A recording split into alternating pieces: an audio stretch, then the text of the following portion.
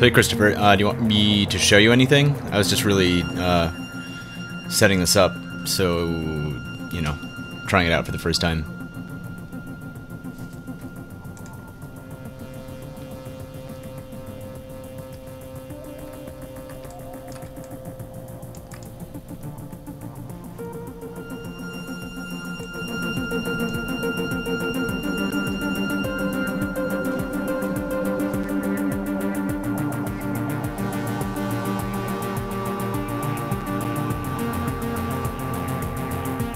Audulus in general, or this patch, or the live stream?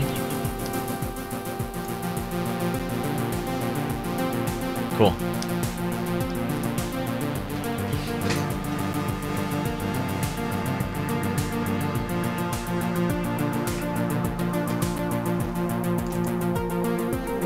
So yeah, this is just a patch that I made a while back that shows you how you can pretty much sequence an entire song within Audulus, and what's going on here is that, here I can restart it. So when I push this button, it restarts this timer. Go here to value. You can see it's counting up in seconds. And the total time for this song is 600 seconds, which is 10 minutes. And take that. On these little spline nodes here, this is 0 over here, and this is 1 over here. So you can see as this number's growing, this red dot is crawling across this spline. And I've already added these little spline node points. You can add them and drag them around wherever you want.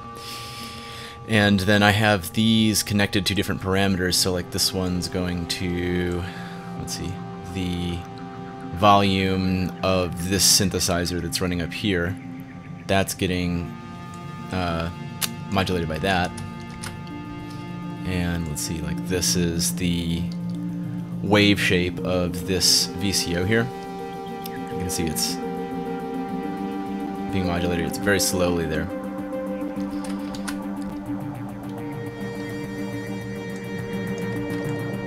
And, you know, so I got the, you know, the master clock here.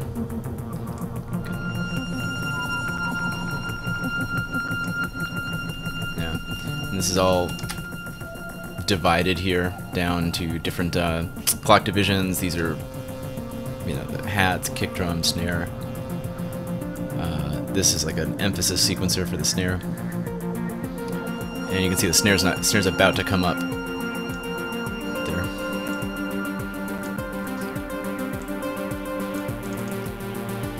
Here it come up.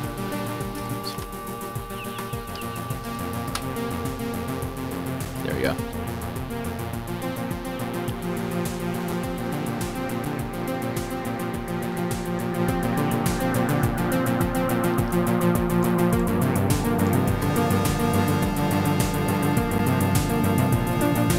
Inside of one of these modules here. This is the tuned delay line. Got the audio comes in here, goes through the delay line.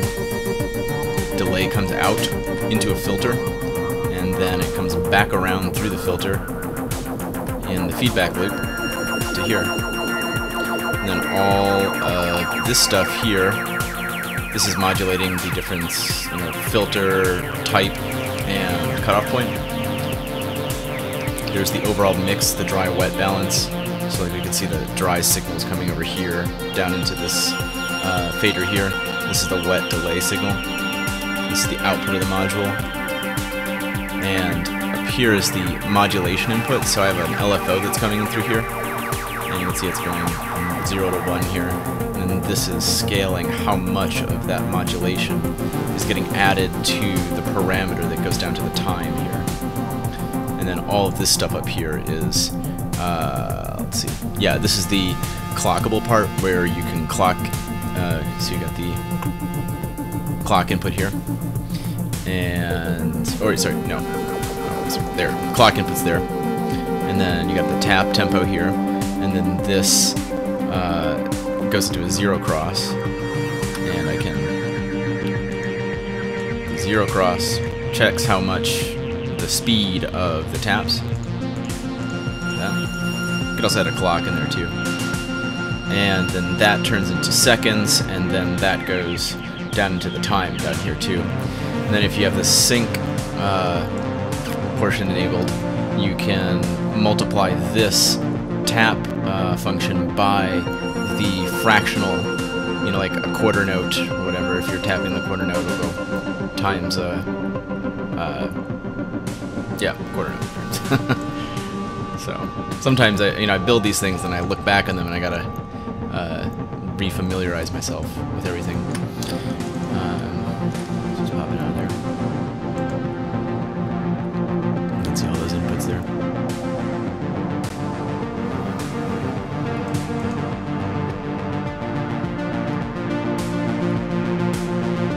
There's the inside of a filter.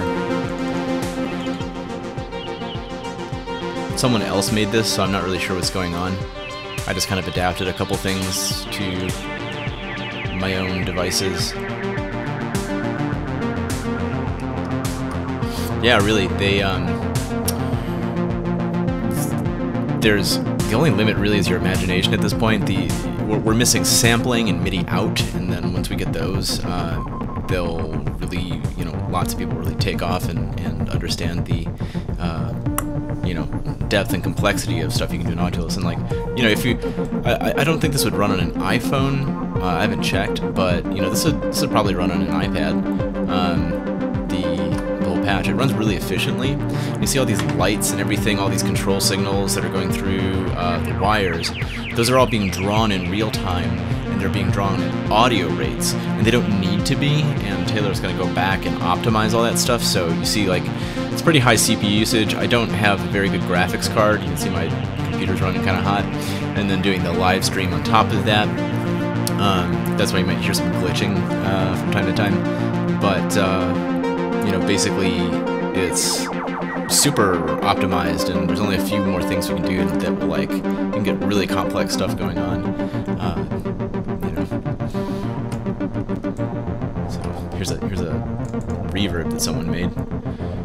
So this is the inside of the reverb. It's made by Joe Orgren. And then these are the all-pass filters for the reverb. So go inside of the all-pass filter. Yeah, totally. And then one pole high pass. So I guess he's using a bi-quad filter there. Excuse me. Bi-quad filter there to create the all-pass. It's a pretty good filter, or a pretty good reverb. And I don't know if you've seen this part before, but you can edit stuff. You can edit the UI, and that's how, if I go inside, if I unexpose the color there, it turns into this, like, this different font, and that's like commentary text that you can have inside. And eventually everything's going to have a kind of explanation going on. Expose that, and it changes into that font. You can tell more like mono font comes on the outside. See, when it's exposed, it goes down to like the original origin point. So if I pull it up here, color,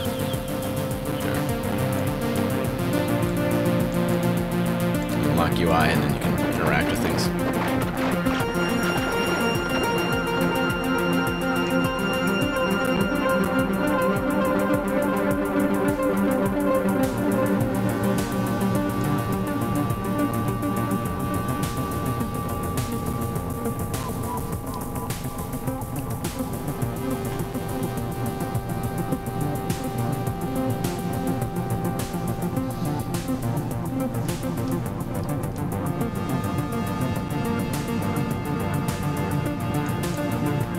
Anyway, thanks for stopping by, Chris. I was just really trying this out. I'm probably going to go celebrate the 4th more now. You know, I'll have the schedule up for the different live streams that I'll do. I'll probably, you know, from here on out, a lot of times when I am building patches and stuff, I'll probably just have it up and, you know, be building something, and then someone can stop by and ask questions, but in general I'm going to try to do some more in-depth tutorial stuff on topics that people want to do things about. So anyway, alright, I'll talk to you later.